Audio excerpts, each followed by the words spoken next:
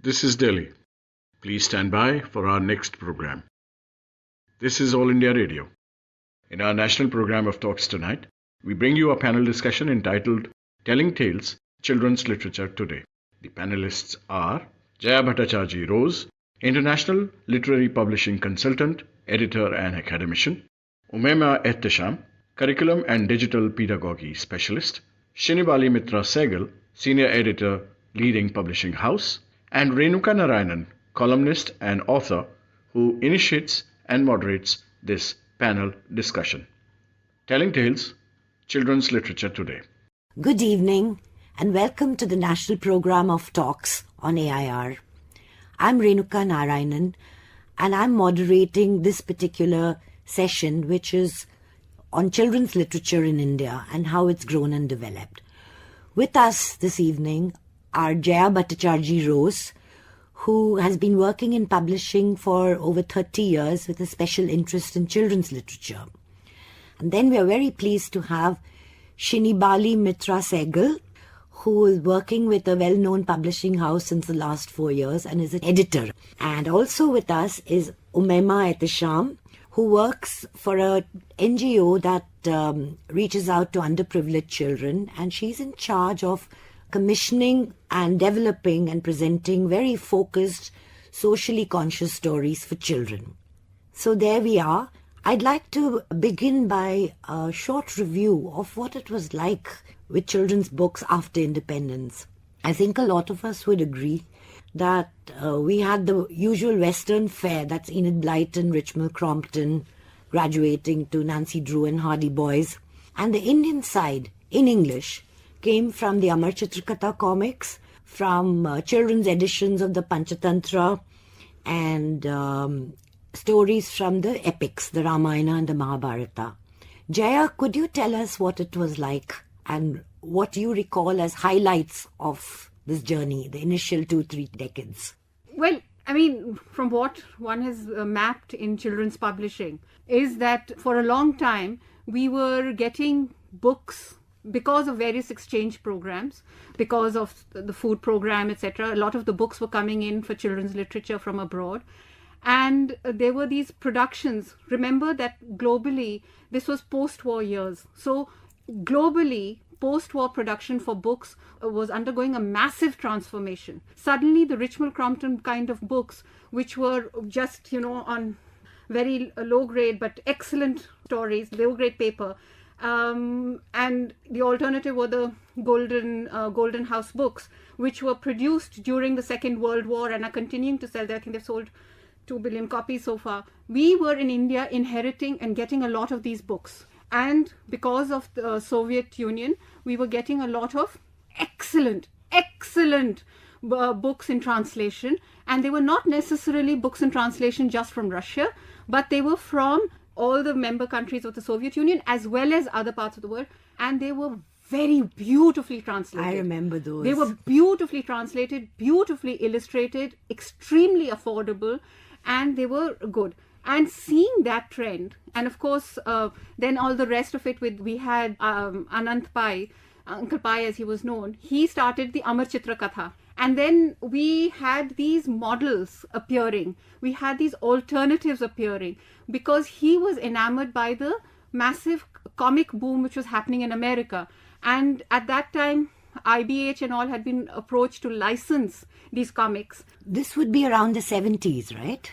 Yeah, I mean, around the 70s, then they realized that apart from licensing, which of course they were exploring, he was invited to come on board. He decided, why not come up with our own version? This is really interesting. Shinibali, do you recall a similar flow to what Jaya has just described when it came to children's books? Yes, it's very interesting because while growing up, I remember, of course, reading a lot of Enid Blyton, and this is, I'm talking about reading habits now. What did I read while I was growing up? Of course, it was Enid Blyton. In school libraries, we also managed to read C.S. Lewis. In the Indian context, it was Amar Chitrakatha, like Jaya rightly said, and it opened up a world of history, and it made history so accessible. I mean, even it just translated the text for you in very simple visual form. Then there were the NBT, National Book Trust, and CBT books, which got some excellent writers like Leela Mojumdar to write these wonderful stories, and they were not just folk tales. You also had original writing which were from particular regions, which told you about the culture, and there was a lot of adventure happening there. Of course, the quality was very different from the way we see picture books today. It's evolved tremendously in the last 10 years particularly. National Book Trust was set up under the HRD ministry, I think in 1952. 1952. And with the specific mandate to produce specifically children's literature, Yes. and to be simultaneously translated into 14 languages. Yes. I'd like to ask Umaima here at this point, when you were growing up, did you ever read any books by the National Book Trust? Did they ever come your way? I actually did not. I figured. Because we like to keep saying NBT, but actually their outreach was very limited. Yes. So that is why I was interested to know what Umaima grew up reading. Right. You're in your 20s, right? Yes. Yes. So please shoot. So what I grew up reading was more of scholastic books and a lot of stories around like these courtyards and Birbal stories. And Tinkle, Champak, these were like more accessible, easy to read comics and stories of Supandi, what all of us were more interested and inclined in. Though Ruskin Bond was a writer that I was really interested in, and The Blue Umbrella was something that I really loved reading. So everything that we're discussing right now is very different to what I experienced as a child. There you go. I just want to say this because we tend to romanticize the trajectory, the official trajectory of children's writing. Coming But to that, in actual fact, what children read and imbibed through the printed word was very different, as Umaima in her 20s has just told us. I'm going to add over there. I was just coming to that because when I was talking about National Book Trust, and the Children's Book Trust also was started by Shankar. Yes. Around the same time. And these were the two trusts which did phenomenal work. They laid the ground for children's literature in India. Yeah, and they did. And then there was Target, which came up. Yeah. And these were, and the model which the Children's Book Trust offered of subscription packs and giving you a bundle of books from their front list was, I think for us, it was one of the most exciting things to receive in our thing. So this is an interesting angle to the interconnectedness of the history of children's books in India. Shinibali, you mentioned Target. I'd love to hear what your impressions were of Target and its particular place in this history of children's books in India. I'm going to talk as a reader because it's something I grew up reading. This was in the 80s, right? This was in the 80s, of course. And it was very interesting because it just, the stories were very real, and there wasn't a lot of it wasn't moralizing, it wasn't talking down to you, which has plagued a lot of our writing. It still plagues a lot of our writing. I endorse that. So, kind of talking down to children, the language being very infantile. Target didn't have that. It was very conversational, and it carried a spectrum of stories which were very interesting. You had animal stories, you had a lot of adventure, and I think it spoke in our language. Growing up at that point as a teenager, it was a magazine that spoke to you. Why do you suppose it went defunct? In the 90s, I think. Yeah, I think after a 20-year run or a 15-year run. I think a lot of it also had to do with that reading itself, I think, went down a bit, and reading habits also changed. I think it was more that the environment was no longer conducive for the survival of Target, because Target was an excellent magazine and it should be revived. But the transition that we were going through in the 90s was phenomenal. And what happened with the publishing industry reflects what happened in the country worldwide. Color TV came in Yeah, 82. yeah, So of many, course. so much passive information Absolutely. competition. And 92, even your, cable TV. television Yes. comes in. Cable television came in for the first time. Umaima grew up with that. Yeah, I was actually just thinking, do we also feel that the how you say demise of reading Yes. also came through because of the intervention of internet? And I think so, all of these greatly. other Massively. technology. I think we'd all agreed on that. In fact, if you today total up the number of minutes people spend scrolling on their smart devices or on their computers, they are, by today's reckoning, the statistic may change a few years down the line. By today's reckoning, we are losing at least 2 years of our life, day and night, constantly, just to scrolling on devices. So the future is all yours, Umaima, when you're doing digital stuff which people are seeing on their phones. And since we are talking about digital landscapes and publishing and the transition, I won't say there was a demise. I think there was a slump in reading, because the fact is that one of the things which happened when product lines, in a sense, for children's literature diversified, children's literature, if I may say so, in the 1990s was not considered a distinctive market on its own. It wasn't big enough. Considered big enough. It was not considered big enough. The perception existed. Around a little later, I wrote the first book market report on India. Even at that time, the children's book market was not recognized as a specific market. Then, when did it take off? It took off in around 2003 or 2004. Are you in tune with that, Shinibali, as a books editor? Yes, of course. What brought about the change? Why did it take off in 2003 or 4? I think it was waiting to happen. I mean, and that's what I feel, because it starts with, a particular publishing house, which, you start with picture book. And one of the publishing houses which kind of started this picture book trend, we had Ruskin Bond. When you spoke that you read Ruskin Bond, I read Ruskin Bond as well. I think he's been there for the last 40 years. All of us have read him.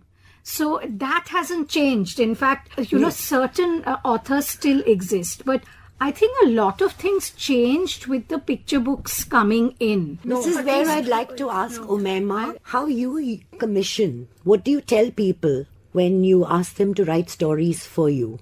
So the kind of work that we do, we try to bridge and bring in voices of students. So we are saying that while there are a lot of these stories that already exist and we want to bring that to children, we also feel that it is important for students to write their own stories. And for students to connect with artists and build these new narratives and build alternative narratives to existing social issues.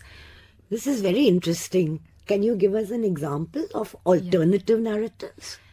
One of the ways or one of the products that we've developed is Gen Earth, where we are talking about how climate change could be introduced to students. And there we are including a lot of these folk tales written by established artists, and we are creating digital versions of it, like animations of it, and then asking students what they feel about climate change and how they are introduced to it. So this is children writing about themselves for other children. Yes, that based on their own experiences from around the world. This sounds very different. Makers. Yes.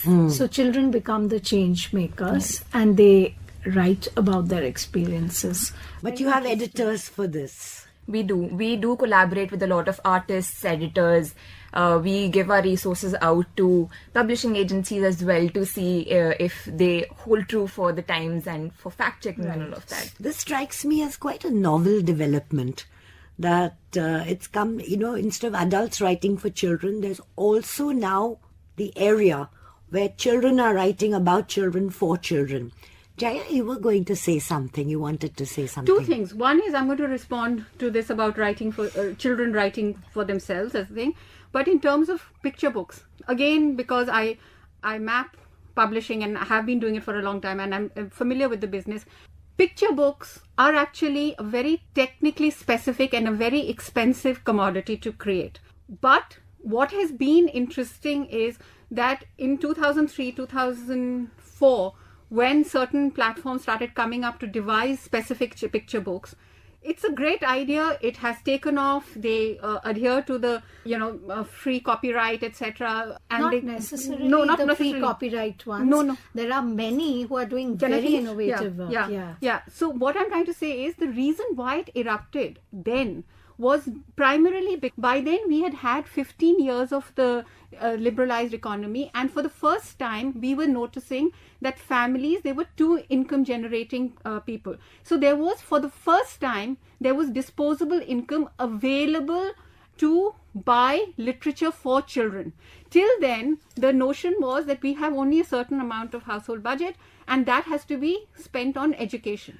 I think people who encourage reading didn't care much about the budget because you had lending libraries, you had the school library, and you were given books on your birthday. So we must remember that part of our history. But they didn't as well. form a market. They didn't form a sufficient That's market. right. But so that is why we went to Western books. Yes. I'd like to ask you, as a children's book editor and publisher, what kind of content did you start generating from 2003 or 4 or whenever it began? So the thing is, initially when we started, we got into the publishing business, the idea was to reach the last mile child. And what's interesting is that Jaya mentioned that it's an expensive proposition, which is very true.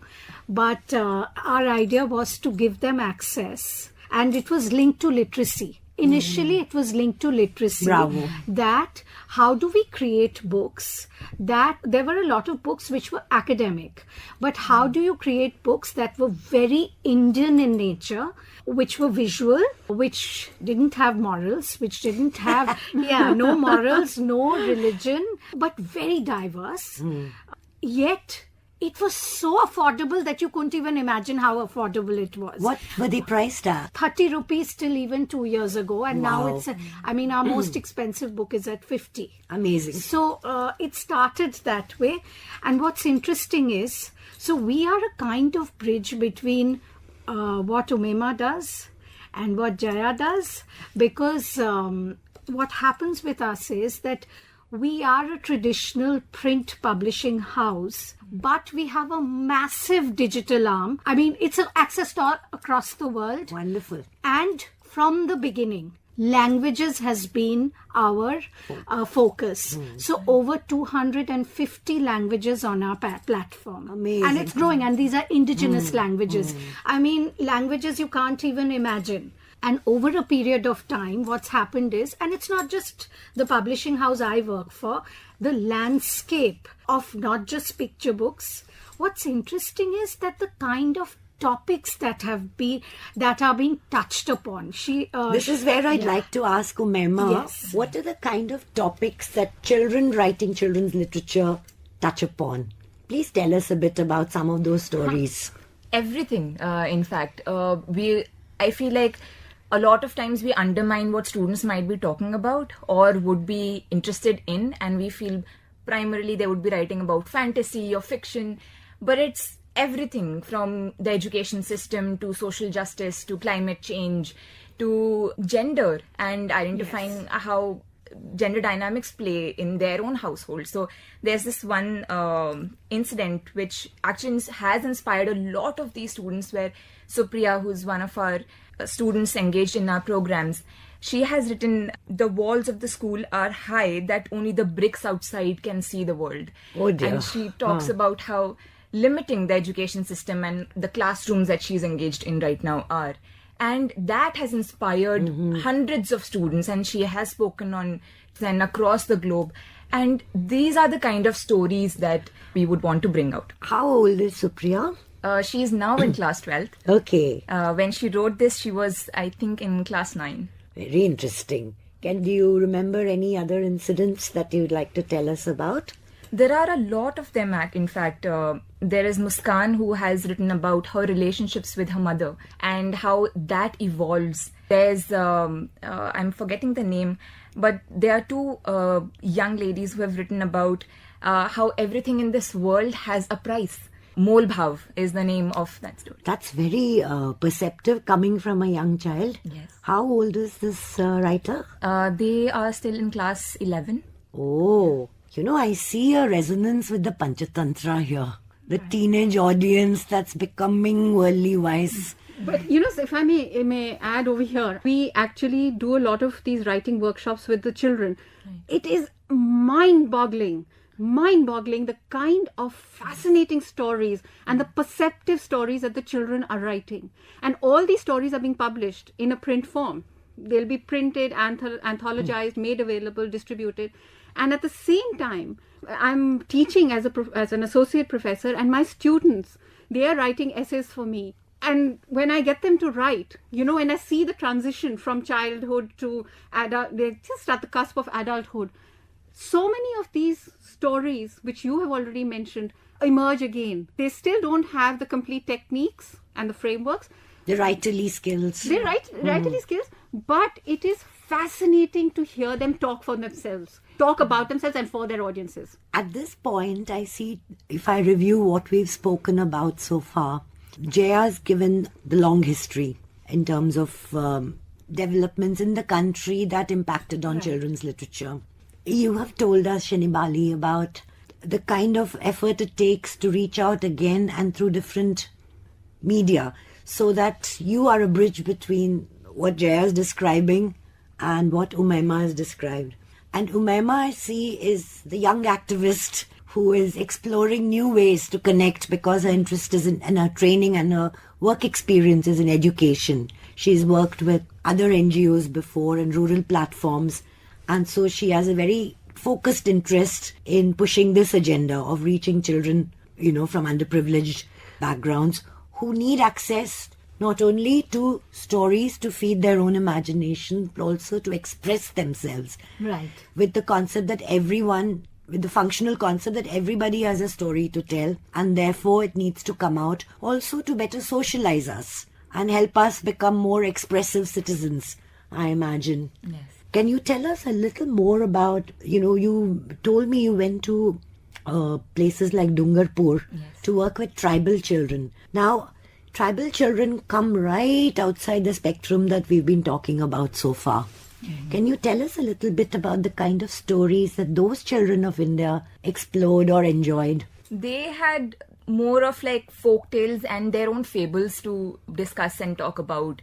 And those were passed on since a lot of these access to resources was very limited. Therefore, it was more from family traditions and old women like having a chopal and students sitting together. Those were the kind of stories. In that sense, everyone used to be just a grandmother away, as somebody said. Right.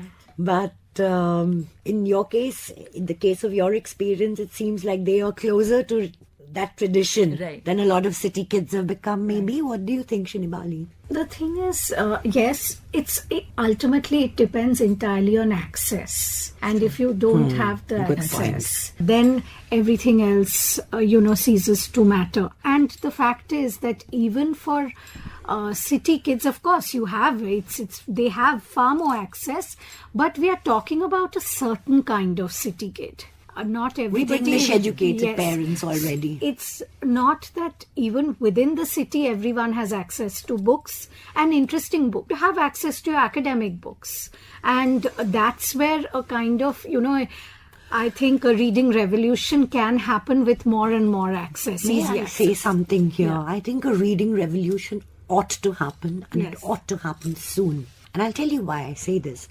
A little 9-year-old boy from Hindi-speaking environment has begun coming to me thrice a week for English sessions.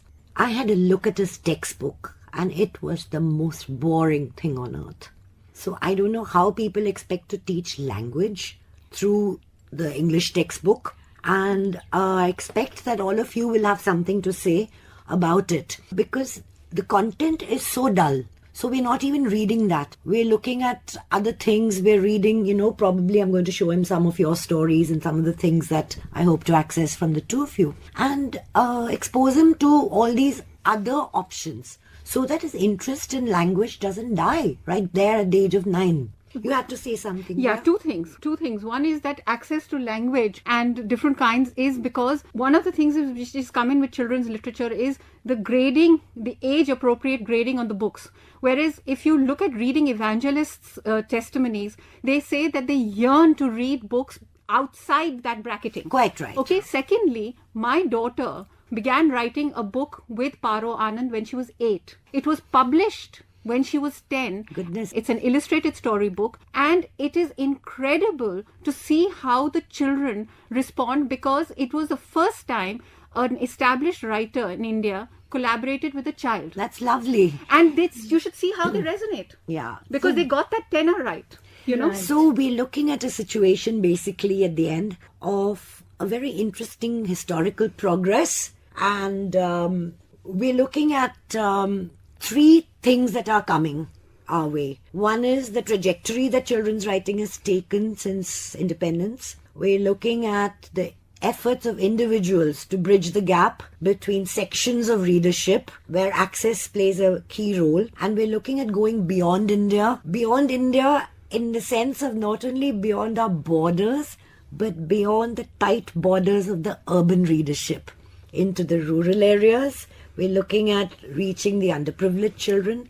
The impression I get from listening to all of you is that the field of children's writing in India is truly awaiting its revolution, and so many factors have come into play here to hopefully encourage that and make the textbooks more interesting, make the outreach more interesting, make the products more interesting, the thoughts more interesting.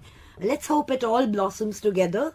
In conclusion, I'd like to ask all of you what each of you thinks about the future of children's literature. Umaima? I would say that we need to start looking at students not just as consumers of information and stories, rather creators of stories, and give them the agency to create more, share their stories, talk about what matters to them in their lives. Lovely. Shinibali? I think, access is primary, and I'm happy that there are a diverse range of topics. Right now we are creating books that talk about environment, it talks about dark topics which we thought children couldn't access or even understand. We are talking about all kinds of things, and I think if we give interesting kind of content to children, consumption patterns we will be able to veer them away from many other things. And I think the digital platform, we can't diss it. It is going to be the way to go forward, even with reading. It'll work in tandem with print. I think both together will just work very well to create a robust reading habit. That makes a lot of sense. Jaya, what do you think? I think that we should encourage the children to have the freedom to read. The freedom to read, and to read with unbridled joy, whatever they wish to, because children understand what is according to their age. If they get stuck, they can come back. Let them have fun. Sounds good to me, and sounds like a positive take on the future. Thank you all so much for your interesting ideas and thoughts. Thank you. Thank you. In our national program of talks tonight, the topic of discussion was Telling Tales, Children's Literature Today. The panelists were Jaya Bhattacharji Rose, International Literary Publishing Consultant, Editor and Academician; Umaima Ehtasham, Curriculum and Digital Pedagogy Specialist; Shinibali Mitra Saigal, Senior Editor, Leading Publishing House; and Renuka Narayanan, columnist and author, who initiated and moderated this panel discussion. Produced and presented by Naveen K. Gupta of All India Radio Delhi, this program came to you from the Delhi station of All India Radio.